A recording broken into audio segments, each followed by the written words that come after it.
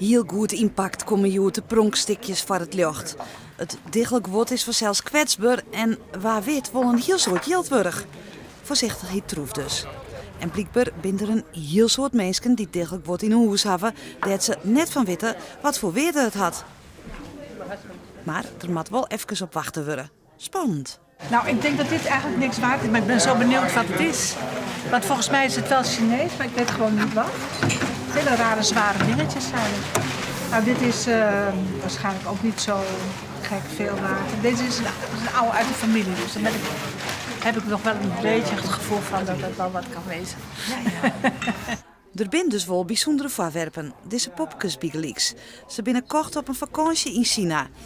En de eigenaars zijn toch wel benijd. Dit is toch een uitgelezen gelegenheid om eens te kijken wat iemand anders ervan vindt. Nou, het verhaal, qua leeftijd klopt het, de originaliteit, nou, dat is allemaal heel erg leuk. En ook de prijs die we ervoor betaald hebben. Is normally worth somewhere between €100 and €1,000. En even later werd bingo.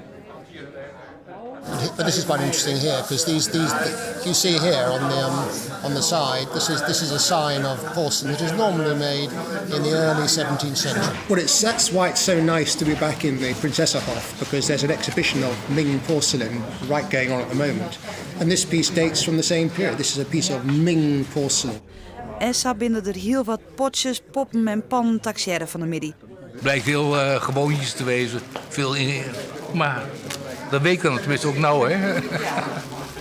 Maar bent u nou teleurgesteld?